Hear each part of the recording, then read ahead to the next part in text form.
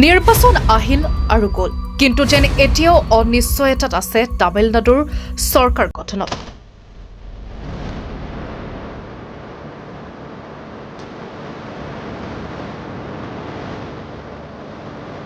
অভাৱনীয় বিজয় সাব্যস্ত কৰিও চৰকাৰ গঠনত থমকি ৰ'ব লগা হৈছে বিজয় থালাপতি। বাৰে বাৰে ৰাজ্যপালক সাক্ষাৎ কৰিও চৰকাৰ গঠনৰ পথ প্ৰশস্ত হোৱা নাই থালাপতিৰ।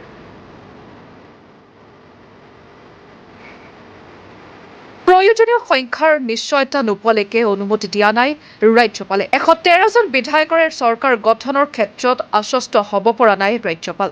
কংগ্ৰেছৰ সমৰ্থন লৈও চৰকাৰ গঠনত ব্যৰ্থ বিজয়। উপায়ন্তৰ হৈ এতিয়া বিজয় বহিছে বাম দলৰে আলোচনাত। তামিলনাডুৰ ৰাজনীতিত পৰিৱৰ্তনৰ ধুমুহা আনিবলৈ সক্ষম হ'ল দক্ষিণ ভাৰতৰ ছুপাৰষ্টাৰ বিজয় থালাপতি। 2024 নিৰ্বাচনলৈ 6টা মাহ থকাৰ সময়তে তামিলাগা ভেট্ৰি কাজাগাম অৰ্থাৎ টিভিকে নামেৰে ৰাজনৈতিক দল গঠন কৰি দেশবাসীৰ মাজত চৰ্চালৈ আহিছিল ছুপাৰষ্টাৰ বিজয় থালাপতি।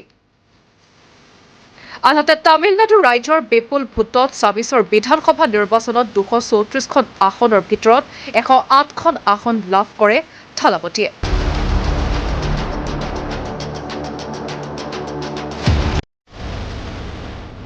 কিন্তু সৰ্বাধিক আসন লাভ কৰিও যেন থমকি ৰ'ব লগা হৈছে বিজয়, কিয়নো চৰকাৰ গঠন কৰিবলৈ বৰ্তমানে 14খন আসনৰ প্ৰয়োজন টিভিকে। 6 মে অৰ্থাৎ কালি আৰু আজিও ৰাজ্যপালক সাক্ষাৎ কৰি চৰকাৰ গঠনৰ বাবে অনুমতি লাভ কৰা নাই বিজয় থালাপতিয়ে। তাৰ পৰিপ্ৰেক্ষিততে তামিলনাডুত মিত্ৰজোঁটৰ চৰকাৰ গঠন হোৱাটো প্ৰায় নিশ্চিত হৈ পৰিছে। এনে পৰিস্থিতিতে আন এক চৰ্চা চলিছে যে টিভিকে চৰকাৰ গঠনৰ পৰা বিৰত ৰাখিবলৈ দুই পুৰণি ৰাজনৈতিক শত্ৰু DMK আৰু AIADMK একগোট হ'ব পাৰে।